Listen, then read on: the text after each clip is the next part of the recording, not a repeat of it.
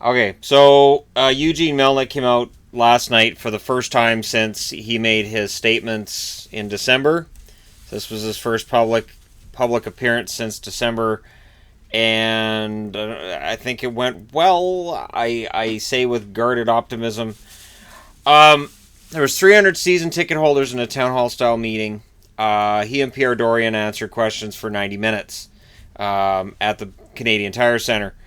Of course, last winter, or in the winter, he basically suggested he's not going to sell the team. There's no chance he'll sell the team, but you know what? He could think about moving it if they don't sell more tickets.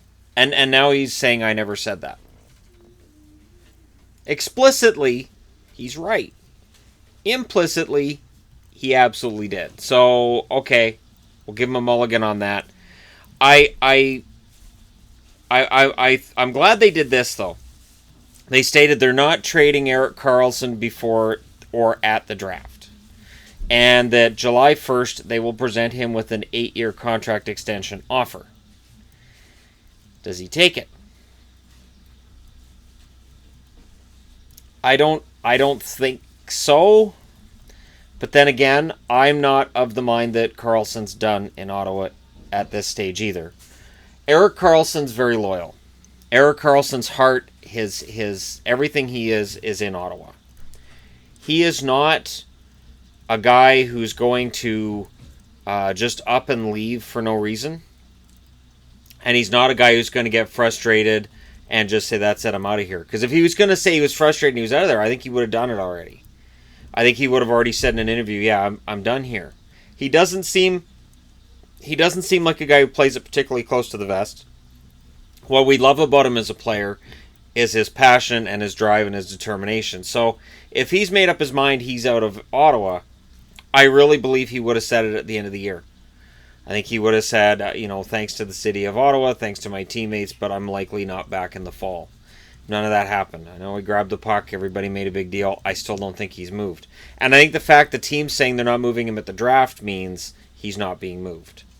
Of course, the only one blow up that it looks like happened in this town meeting kind of situation is that he said UFAs aren't leaving. And somebody mentioned Daniel Alfredsson. And of course, Melnyk said, well, he wanted to play in Detroit. This is a bone of contention. This has been a bone of contention with Ottawa fans and management for a while, and apparently it's not going anywhere.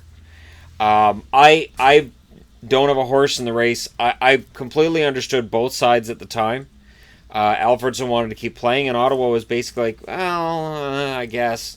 They didn't work really hard to keep him in Ottawa, and he went to Detroit, and it didn't last very long before his career was over altogether. Melnyk has a way of speaking that's kind of off-putting. And it's been off-putting to me for years. And, from what I've seen with this town hall thing that he did with season ticket holders, he's learning something.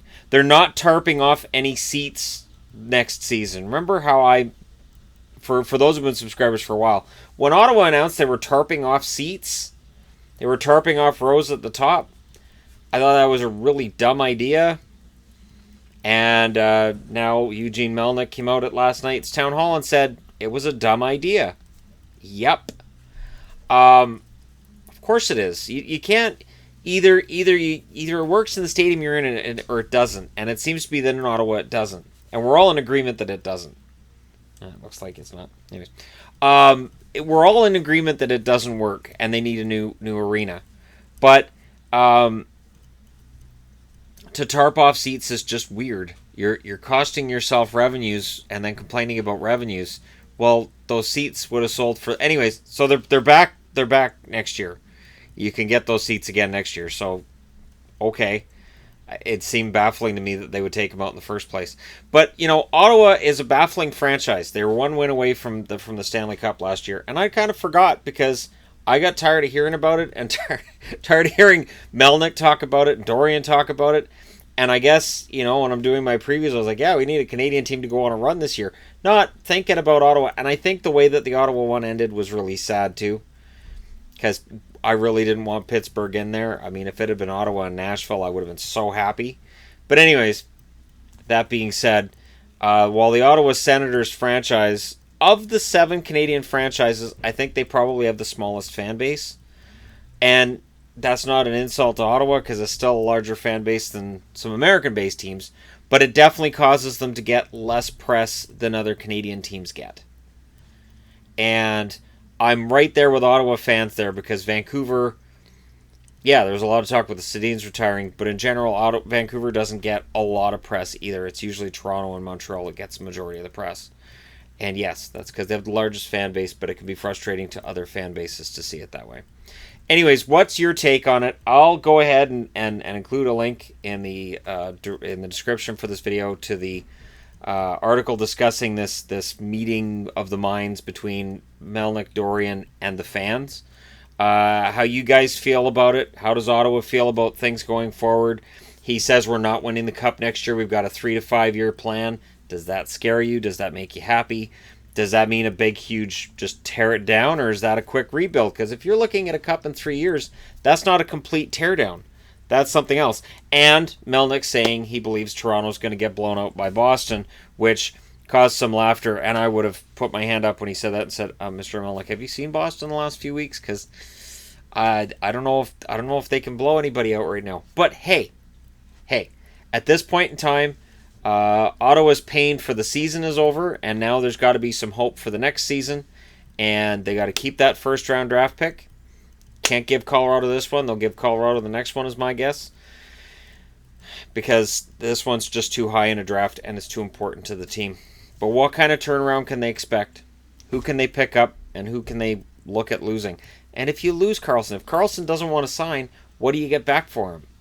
And that's the biggest question, because you have to get back enough pieces to justify losing your franchise player. Let me know what you guys think in the comment section below. Don't forget to hit like and subscribe if you're browsing your way through. You just happened upon this video. And thank you so much for watching. I'll talk to you again soon.